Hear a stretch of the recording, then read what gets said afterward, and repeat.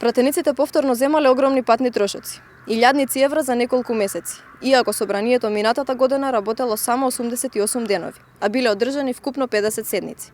Ајде заедно да ги прашаме граѓаните што мислат. Дали треба да се укинат патните трошоци? Да, треба. Зошто сметате така? Сите имаат станови тука, а сметки поднесуваат во собрание за да земаат пари.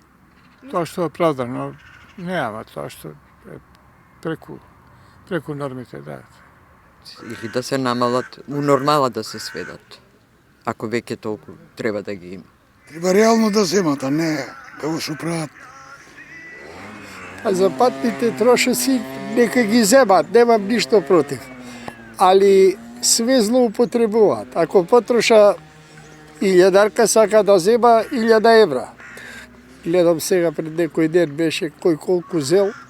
Значи, како што е активен за да критикува во собрание, така е активен за да зема пари. Ја не се слагам за толкави суми да земат. Имале станови тука.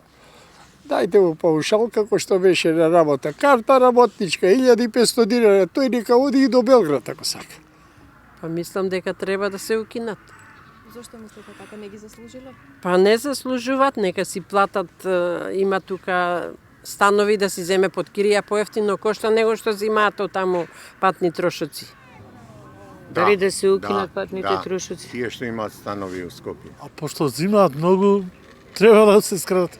Што да правиме ние со 10.000? Да, тие земаат по 100.000 плата, по 1000 евра. Уште да не збориме екстра што зимаат. Тоа се редовно, а вака ние со 10.000 кај да идеме? Дали за струја, дали за вода, дали за лекарство? Само таква ни е државата, душо. Па би требало да се укинат. Сметате дека не ги заслужуваат? Па не ги заслужуваат заради тоа што навистина пратениците кои што треба сме ги избрале, сме гласале за нив, најмалку прават за гласачите. И мислам дека треба да и доволно имаат големи примања, по 1000 евра, или не знам точно колку е, така да можат тие трошоци сами да си ги сносат, како што ние пензионерите нас никој не ни дава и вие што работите. Граѓаните сметаат дека патните трошоци на пратениците треба да бидат укинати. Доколку не бидат укинати, дека треба да бидат барем намалени, затоа што дел од пратениците имаат и станови во Скопје. Според нив, средствата доколку не бидат намалени, а останат вака, има можност тие да ги злоупотребуваат. Односно, граѓаните мислат дека дел од пратениците и сега ги злоупотребуваат средствата.